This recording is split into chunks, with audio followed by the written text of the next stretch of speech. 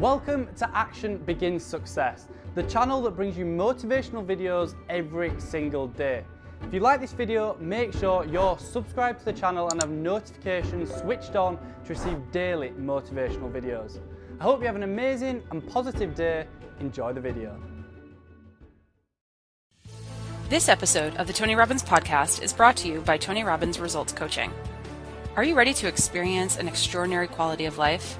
Or maybe you're already doing well, but you know you can take your life to a whole new level.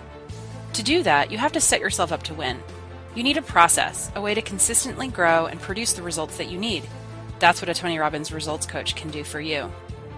Whatever area in your life you want to change, your relationship, your health, your career, or your business, coaching is one of the most valuable tools you can have. It's an investment in yourself, and it can yield some of the highest returns. Tony Robbins Results Coaches are hand-selected and trained by the master of coaching, Tony Robbins himself, to have the skills that will empower you with supreme focus, powerful insight, and the accountability needed to achieve everything you've ever dreamed. To help you get started, Tony is offering podcast listeners a free results coaching strategy session with one of his top coaches. It's a $200 value, and you're getting it for free. Visit TonyRobbins.com/results. Schedule that free session today.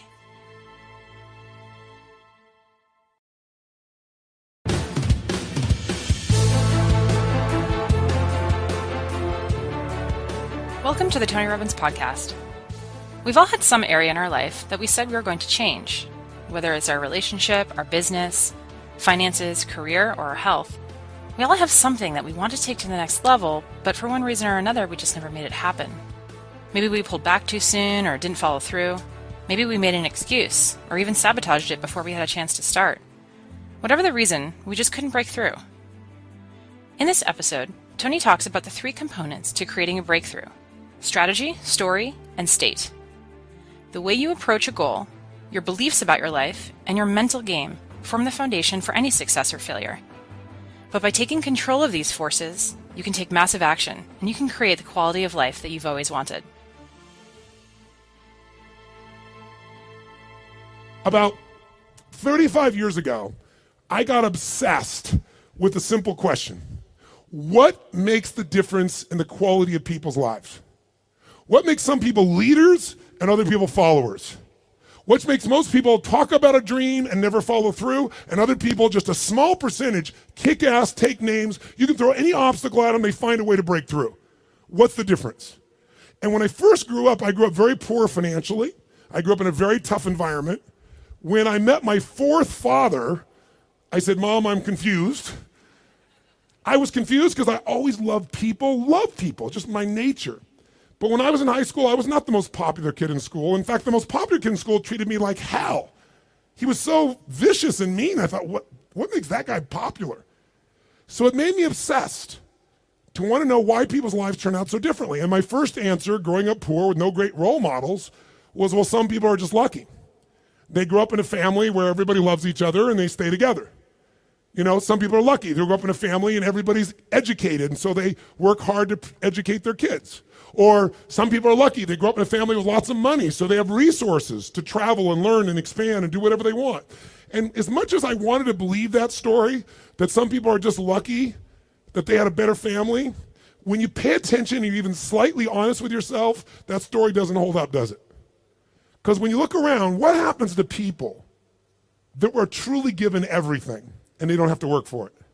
What happens to the person who's born and they got total love and support from their family? They have total financial abundance. They don't have to worry about it whatsoever. They got all the great education. What happens to the majority of those? Not all, but the majority of those people don't build any muscle. They're not hungry because everything was given to them, so they don't have any hunger that could give them drive. Which, if you ask me, Tony, what's the single most important key to success above anything else? It's not talent, it's not skill, it's hunger. If you get enough hunger going in you for an answer, you'll find the answer. If you get a hunger enough inside of you that says, I got to take things to a next level, I got to achieve, I got to make a difference, I got to expand, you will find the answer. People's intelligence will expand if they got enough hunger. But if you got everything and you're not hungry, you're not going to have much. Look at the pathetic people you read about in the rag newspapers who were given everything. And as a result, what do you find out? The majority of people that are given everything, you find them living in rehab. They've been getting everything else, and they're going in and out of rehab for drugs or alcohol or something else. And then you find these people that life seems to have stepped on. You know the kind of people I'm talking about? Life has kicked them in the face. They've experienced tremendous injustice. Nothing has been fair to them. They've been abused mentally, emotionally, sexually, spiritually, whatever. And very often, those are the very people that most of us are inspired by, who achieve levels that most people never dream about and who touch society. For example, what would you guess would be the future for a child if I described their background? Because most people think biography is destiny. What you've been through determines who you are. And most of us, if we're not succeeding, can tell everybody the stories of why we're in that place. But it's much more fun to tell people where you are today in spite of what happened in your life. That's a much more interesting story, isn't it? But if you look around, what if a person's story is this? True story. A person's born and their father's not there as a baby. Their father left before they got there. Their mother is going to raise them, and their mother's 13. A child being raised by a child. If that's all I told you, what would you predict the future of this child would be good? Real positive, uplifting, expansive, powerful, influential, or concerning? Concerning. What if I said this 13-year-old mother didn't know what to do with this baby and was overwhelmed, so she gave the baby most of the time to her grandma, who had lots to deal with? And what if I told you, with grandma not noticing, before this child was 13, she was sexually abused more than 3 times by different people in family and friends? Now, a little baby being abused, a child being abused. What's the future? Doesn't look too bright, does it? What if I told you at 13, when the baby turned 13, this baby became exactly like her mother and became pregnant as well? Followed exactly in her mother's footsteps. What if I told you at 13, when the baby arrived, the baby was stillborn? The baby died at birth. What would that do to an adult mom having a baby, much less a 13-year-old child? What if I told you the kid went a little crazy with her behavior, got so outrageous and out of control, they put her in an institution, but fortunately the institution didn't have enough beds, so they couldn't keep her there more than a few days, and they finally released her to a man who claimed to be her father, who she'd not met. By now, I'm sure you figured out whose story this is. Who is it? This is Oprah Winfrey's story. Oprah Winfrey went through all that we just said, plus she was African American at a time in the U.S. when the President of the United States was not African American, and when many people in the U.S. did not judge people by their character, they judged them by their color based on nothing whatsoever. This woman has become one of the most influential people in the world, females on the planet, and that's her story. So the reason is, whatever story you're being told about the economy, whatever story you're being told around you, you have to be so aware not to buy into a limiting story. Either someone else telling you that or you telling yourself that.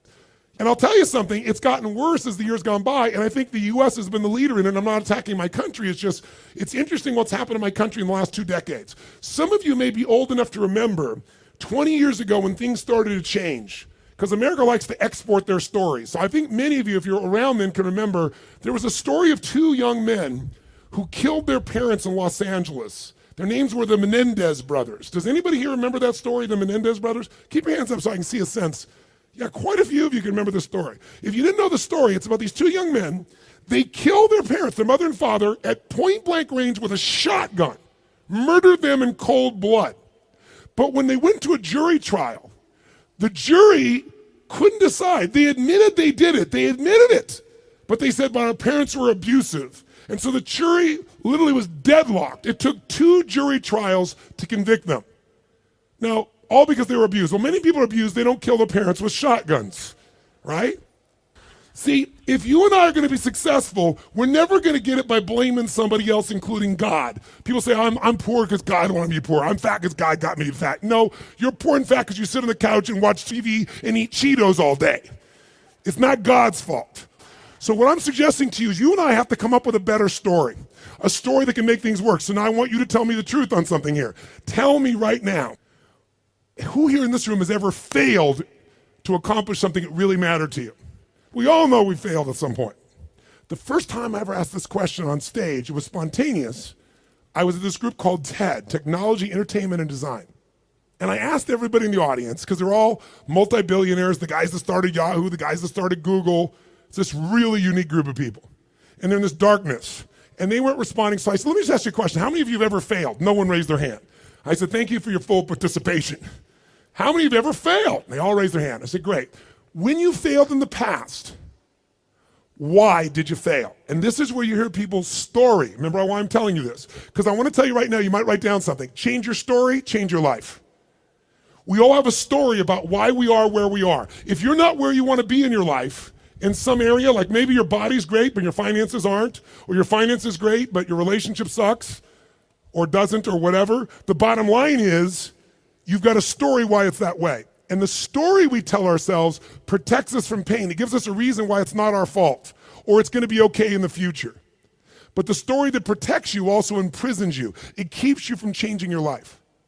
So in order to create a change in your life, you really truly got to change your story. You got to shift your story. You got to find a story that's going to empower you, a story that's going to strengthen you, a story that will push you beyond anything you've ever done in the past. So the story most people have, and that they had at this TED piece, was I said, why have you failed in the past? Didn't have the money, didn't have enough time, didn't have the right resources, didn't know the right people, didn't have the right contacts, didn't have the technology. Some people said we had a lousy leader. The leader said I had lousy people. Right? Isn't this stuff that people tell you? And then in the darkness, I heard this voice say, I didn't have enough Supreme Court justices. And I looked into the dark room down there in the front row, and it's Vice President Al Gore, who lost to George Bush, and the whole crowd, I was in Northern California, and it was a Democratic crowd, so they all stood up and cheered like crazy. And when they're done cheering, I just stood there and I said, that's one way to explain why you didn't become President of the United States. You didn't have enough Supreme Court justices. But I might suggest there might be a different reason. And everybody was like quiet, going, what's he going to say? And I said, let's look at everybody else first. Those of you who told me you don't have the money, you don't have the time, you don't have the education, you didn't have the right people, didn't have the right skills, didn't have the right technology, you didn't have the right Supreme Court justices, or enough of them. I would submit to you, you've all told me the reason you failed is you didn't have the resources. Time is a resource. Money is a resource. Technology is a resource. Knowing the right people is a resource. And I said to the audience, here's my experience working with the most successful people on the face of the planet, athletes, presidents of the United States, multi-billionaires. Here's what I know from them. Resources are never the real problem. A lack of resourcefulness is the real problem. I'll say it again. Lacking the resources is not the problem. Lacking resourcefulness is the real problem. What I mean by that is very simple. The ultimate resource is human emotion.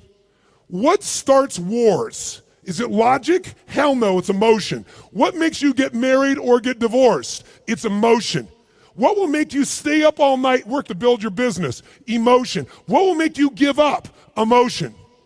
If you don't master your emotion, if you don't become resourceful, then you're going to think the problem is resources. Because I'm here to tell you, every great person I know didn't have the resources, but they got them because they're resourceful. And what that means is, if you're creative enough, creativity is an emotional resource, can you find an answer to the problem, yes or no? If you're determined enough, can you find the money that you don't have? Can you find it, yes or no? If you care enough and get other people to care with you, can you get them to help you, yes or no? If you are bold enough, if you're strong enough, if you're disciplined enough, can you get yourself to do things other people cannot find a way to do, yes or no? See, the ultimate resource is resourcefulness. And I tell you that, my friends, because I grew up with no resources, but I became very resourceful. And that's why I have the privilege to be with you today. And I said, so are you, Mr. Vice President? I watched you speak last night, and the previous night he'd spoken to this Who's Who crowd, and he had spoken on the inconvenient truth. And it was the first time he did that speech that they made into a movie. And he was so passionate. And you never saw him passionate, but he was passionate. He grabbed everybody. People liked him, people didn't like him. I said, listen, let me tell you something. You said you didn't have enough Supreme Court justices. Here's the truth. I watched the debate with you and Bush. I wanted to vote for you, but I couldn't. There wasn't any energy. There was just ego there. I said, I watched those debates. I said, if the guy that was up here last night was the guy in those debates, you wouldn't need the Supreme Court justices. And the whole crowd went berserk. They started clapping, standing ovation, and he came over and gave me a little high five and said, you're right. And we became good friends out of it.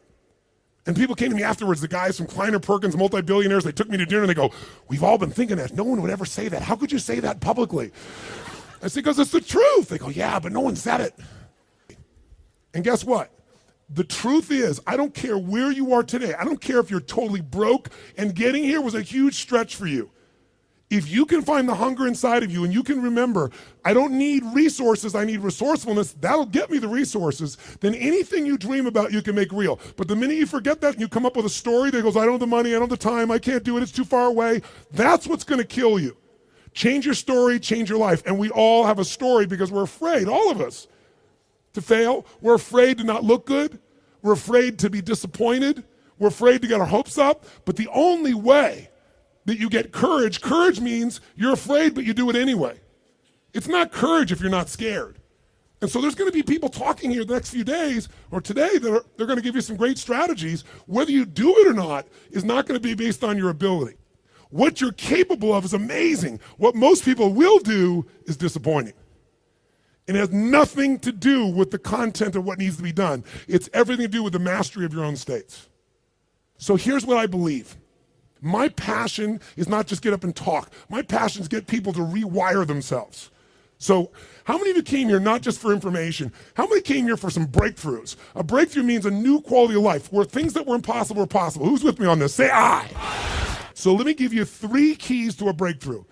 Any one of these 3 can give you a breakthrough, but if you do all 3 of these, you're gonna have an extraordinary breakthrough. So let's start with something so simplistic that none of us would be emotionally attached to it, and we all know it's true. And let's take a symbol in society. All over the Western world, including Australia, and you guys are a bit better than America, but not by a whole lot. What's happened to societies, Western societies, in terms of their health and fitness? Now, I don't know the current numbers here in Australia, but I'll tell you how bad it is in the US. I know you're slightly better than this. 1/3 of Americans are obese now. 1/3. Literally 60% of Americans are overweight. Now, I want to ask you a question.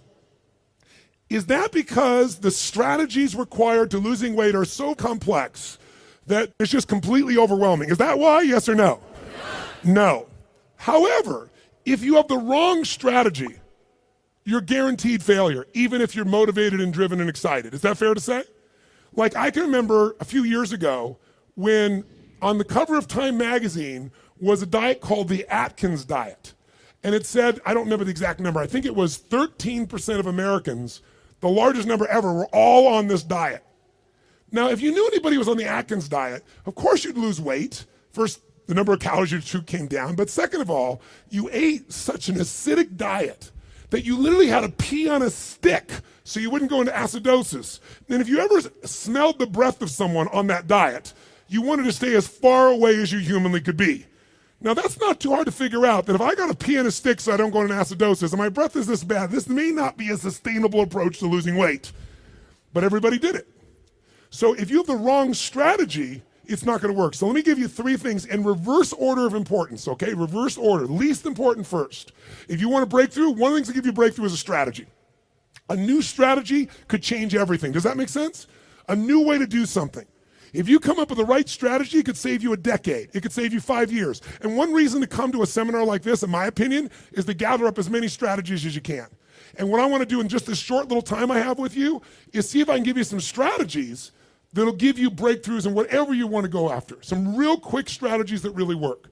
What is a strategy? It's a specific way to do something that if you do it that way, you get the result every time. Let's think about a strategy like a recipe.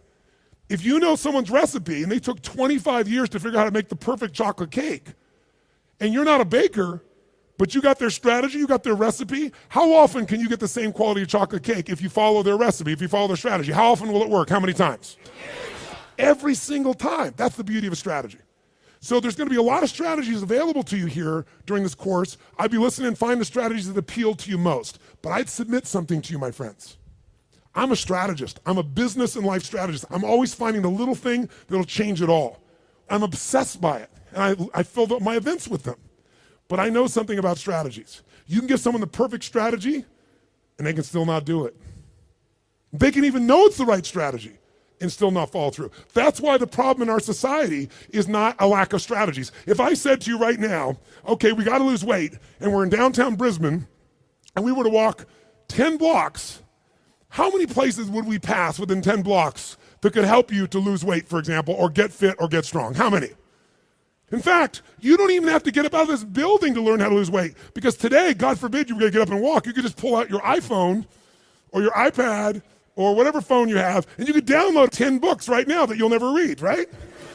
On how to do it. Maybe you'll start reading the first one, and then you'll get a little text. Oh, what's the text say? And you won't read the rest of the chapter. How many trainers are there in the Brisbane area that could get you fit and strong? Are there plenty, yes or no? Yes. So, is it a strategy problem, do you think? No. So don't get me wrong, I believe strategy is invaluable, but strategy without the next two is basically worthless in my experience. You know what to do, but you don't do what you know. But the right strategy versus the wrong strategy is critical, and why don't you make a note of this, really important. You have to do the right thing at the right time. I'll give you an example in my country. Buying a house, right thing to do. In my country, 2007, wrong time. If you bought a house in the United States in 2007, right now you're upside down anywhere from 30 to 70%. 70. In places like Las Vegas, they're down 70%. I have a friend that had a $10 million home just sold for $3 million. That's why, my friends, I'm a student of seasons. That's why you have to understand and become so incredibly bright and aware as to what's really going on. So when someone tells you the strategy, you go, is that really right now? Because they'll show you a strategy that worked. The question is it working now? You want someone who's done it and is doing it. People go all the time and they go see someone, let's say a really nice stockbroker who then tells them what to do with their finances, but you got more money than he does. That ought to be a clue he's not the person to talk to. People go to psychiatrists all the time that are taking antidepressants for their depression, and they wonder why they don't get better. I mean, we're weird this way. I'm telling you, if you're going to get a strategy, you better get somebody who's doing it, someone who's getting results. Now, strategy, is it critically important? Even though I beat up on it, is it still a huge advantage with the right strategy, yes or no? Yes. So what's the second thing? The second element, though, that affects whether you're going to use the strategy or not is the story you tell yourself. Does that make sense? Because if your story is, I'm big boned, or I've tried what? I've tried what? Everything. If you tried everything, you'd have the answer. Right? But when people say, I tried everything, what does that do? It makes your brain go, see, I've tried everything. There's no reason to try anymore. It's not my fault. I'm just big boned. I just have low metabolism. Right? It's just, I've always been this way. And by the way, people's stories are often true, but they're not effective. It may be true that you have low metabolism. It may be true that you're big bone, but that's not why you're fat. It's because you're doing nothing to change your metabolism. Make sense? Or I don't have a relationship with a great man or great woman because all the good ones are gone. Or they're gay and I'm not, or I'm gay and they're not. Something of that nature. Right? Isn't that a common story people tell themselves? And what does the story do? It kills your hunger. It kills your drive. It gives you a reason not to face the discomfort. We've all lived in a society that has trained us since we're this tall now. Most of you, by the time you're 21, saw 2 million commercials and had to instantly get out of pain. Instantly out of pain. You know what the problem with getting out of pain is? It takes away the purpose of drive. How many of you know somebody who takes antidepressants right now and they're still depressed? That's because they have the same story. Even though they changed their biochemistry, the same story brings them to that lousy place. If your story is, I don't have the resources, that story is going to kill your future. If your story is, I can get any resource I want, if I find a way to add enough what? Value to other people's lives, then you can get the resources. It's so amazing. I don't know, because in Australia you don't have a lot of places to go. I know there's a few, but how many of you in this room ski or snowboard? In skiing or snowboarding, if you take up the sport and you get on a really vicious hill, what they call a black diamond hill, there's edges where if you don't stop, you go to the edge and you'll die. And what happens is when you're brand new and you're starting to skid out of control, most people slam themselves on the ground and try to hang on to the hill for dear life. And those are the people that will never master skiing or snowboarding because they let their fear of the edge push them down. The person that goes, I'm going to dig in, I'm going to work even harder, I'm going to carve. It's scary as hell, but I'm going to stay with it. They learn to carve. Those are the people that have skiing or snowboarding be something they love for the rest of their life. Your story is everything, my friends. And by the way, I'm not lecturing you. I'm sharing with you because I've learned by my own stupidity. That's the only reason I can share this. But you change that story, you'll change your life. Give up the story that limits you. It may even be true. You may have ADD. You may have been abused as a child. It may be true. But that story is not why you don't have great relationships or a great business now. You don't have great relationships or a great business now because you're so afraid of trying and failing, you keep telling that story instead of taking action.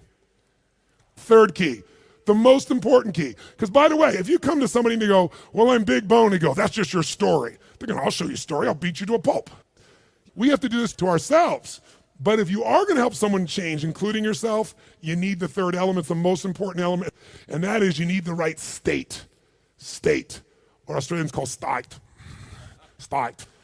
If you're going to have the right state, then what you have to understand is your state determines how you think and feel, right? How many of you in this room can remember a time when you got really angry at somebody? Do you ever notice when you're really angry at somebody, suddenly you remember everything they've ever done? Because when you go in that angry state, it makes you take the parts of your brain that relate to a story that supports that state. On the opposite, how many of you in this room can remember a time in your life when you fell head over heels in love with someone out of your mind? How many can remember a time like that? Say I. It's been a long time for some of you. Is that all the... Make the sound of head over heels in love. Go ahead, make the sound. Is that short-lived for you? Let's try this. Ever been so head over heels in love you couldn't stop thinking about the person? You wanted to make love to them every moment. You're just dreaming of them. You felt them wanting you. You wanted them. You're out of your mind. Make that sound. What does that sound like? Go ahead. Much better. Much better. See, in the beginning of a relationship, when you love somebody, what will you do for them when you love somebody? What will you do? Anything. If they say, would you take out the trash? You go, take out the trash. Right? But after 7 weeks, 7 months, or 7 years, or 70 years, somewhere in that range, something clicks different in you and they go, could you take out the trash? And you go, what do I look like, your janitor? And they go, I don't know what it is. We used to have so much passion. Where did it go? I'll give you a clue. Write this down. If you do what you did in the beginning of the relationship, in the end of the relationship, there won't be an end. If you do what you did in the beginning of the relationship, in the end of the relationship, then there won't be an end. How long have you two been together? A year. 20 years from now, there'll be no worries for you two. He's got his arm around her. They're snuggling. They're connected. They're in the middle of the seminar learning and they're totally connected. Do what you did in the beginning of the relationship. At the end of the relationship, there won't be an end. It's so simple. That's the difference in state, isn't it?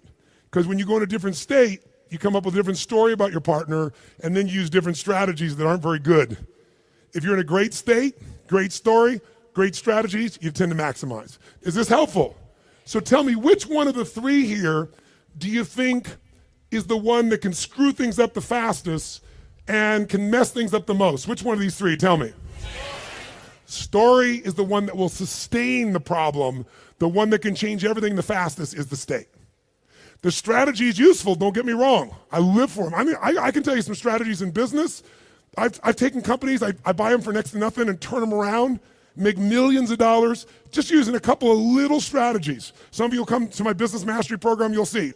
I tell people on day one of my business mastery, you come, if today the first day is not worth a minimum of $1 million to you, day one, $1 million minimum, then I'll give you all your money back, plus you get to keep everything got out of day one.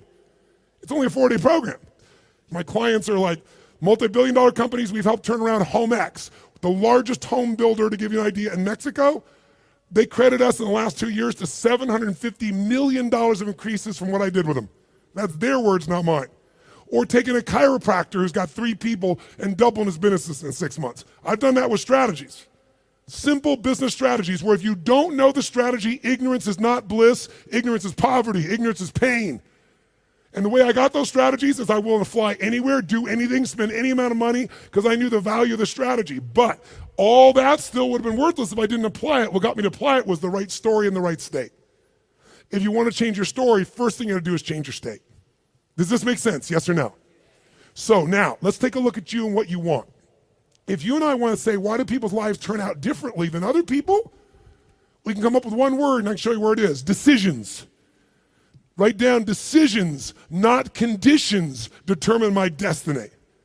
Decisions, not conditions, determine my destiny.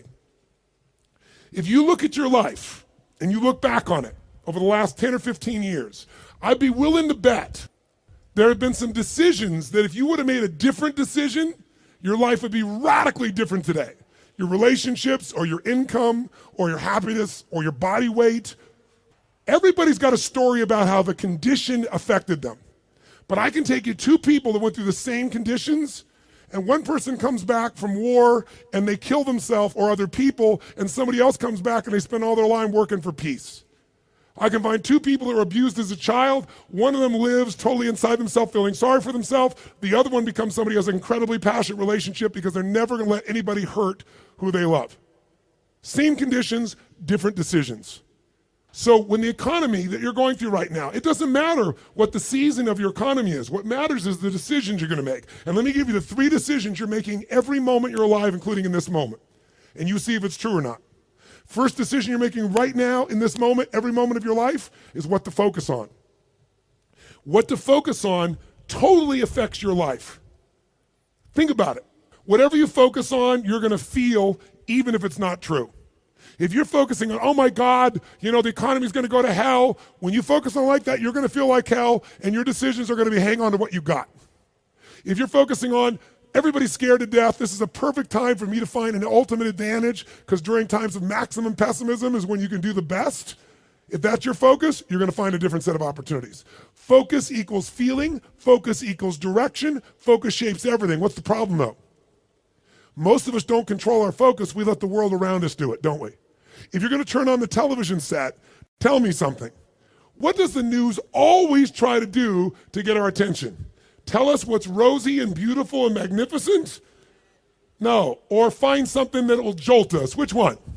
Jolt us. In the old days, today the news is in your pocket, right? It comes to you through your Twitter feed. It comes to you by being fed to, for example, by text by friends or whatever. The news follows us. But to get our attention in a world where everyone's fighting for our attention, they're looking for a story to jolt you. In the old days, before you had news in your pocket, you walked by a newspaper stand, and if it said something like, headline at the top said, great weather this weekend, what did you do?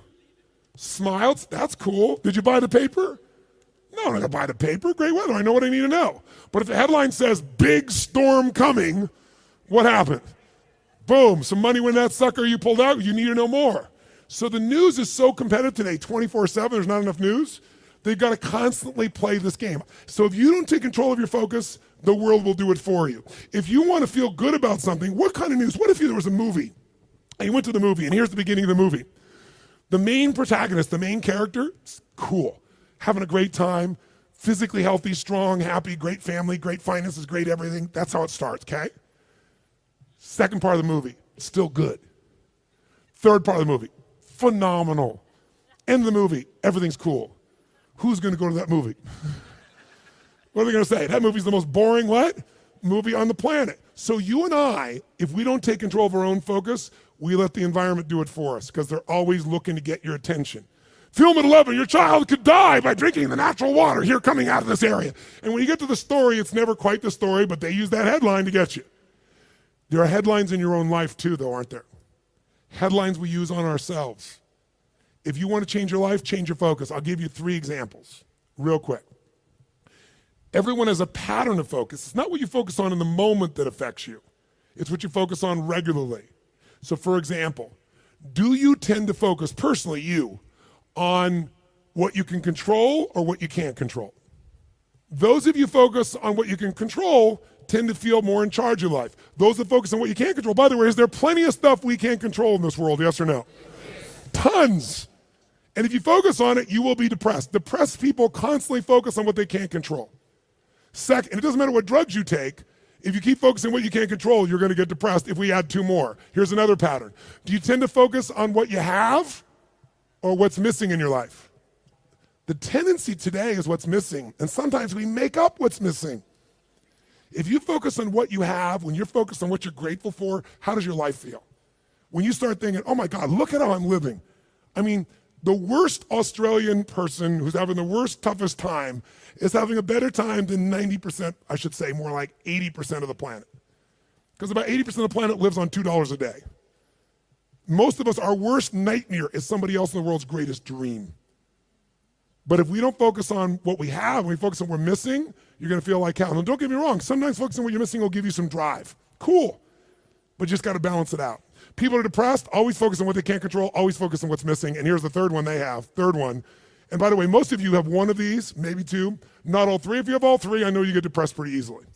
Okay? Third one, do you intend to focus on the future, the present, or the past? Now, we all do all three, right? But which one do you tend to put more focus on, the future, the present, or the past? What is it for you? Just say it out loud, quick. Future. Now, in this room, you hear a lot of the future, which in my country is called future. And most of you came here because you're interested in the future, aren't you? Isn't that why you came here? That gives you an advantage, doesn't it? Because most people tend to look at the past. If you're focused on the past, since you can't control it, it's going to probably, many times, lower your energy or even depress you. If you focus on the present, you'll probably be happier because the present moment's got more to it. A great business person looks at the future and the present, back and forth. A great happy human being tends to live in the present. A miserable human being tends to live in the past. Now, there's some exceptions. If your past is the best part of your life, you might want to spend more time there. But the problem is, if you're trying to drive yourself into the future and you're using a rearview mirror called the past, what's going to happen, my friends? Tell me what's going to happen. You're going to crash. You're not going to go backwards, you're going to crash. Make sense? So these are just three. I could give you so many more, and if you decide to come to the seminar, we're not just going to tell you this, we're going to work on it. But I want to at least make you aware of it. So if you catch yourself focusing on what you can't control, go, okay, of course I can't control this, but this is what I am in charge of. This is what I can control. I'm missing this, that may be true, but here's what I do have. That will shift your state, which will then allow you to come up with a better what? Story, which will then get you to possibly be able to use a better strategy. Here's the second decision you're making right now as you're sitting here. Second decision, as soon as you focus on something, you now have to give it a meaning. What does this mean? What does this mean? So for example, is this problem in your life a problem? Is it God punishing you? Would it feel different than if you said I have a problem versus God's punishing me? Or is it a challenge? Or what if it was a gift?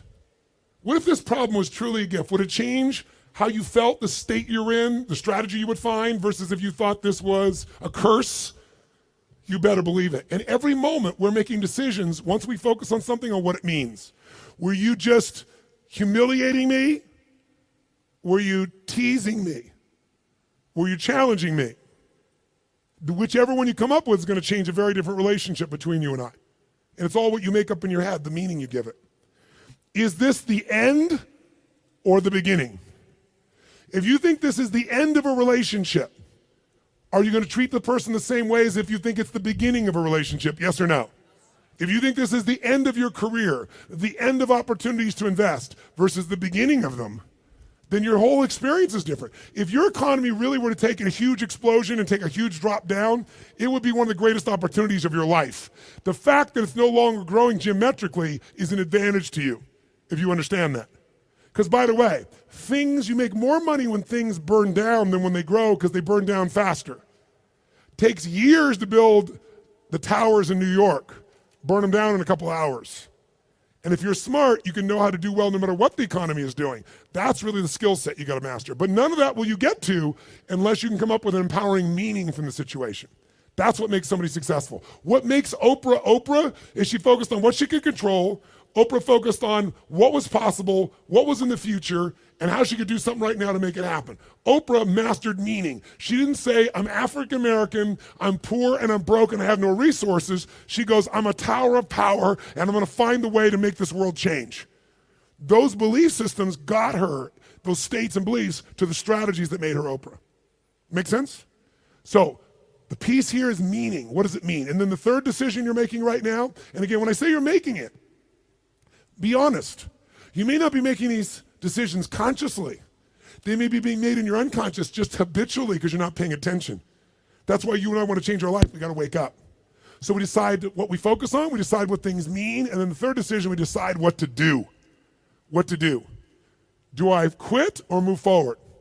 Do I go interview this person and figure out what they know, or do I just go home and have lunch?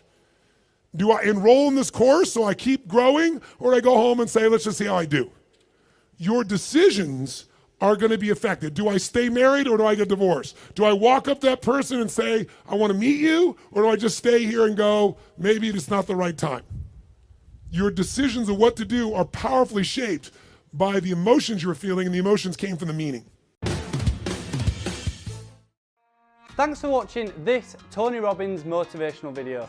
Down in the description below I've listed my top 3 Tony Robbins books, so make sure to check them out. It'd mean the absolute world to me if you could like this video, and if you have any questions or comments, drop them just below. If you want to see our most recent video, click here, or for a totally random video, click here. Once again, thanks for watching, and I'll see you in the next one.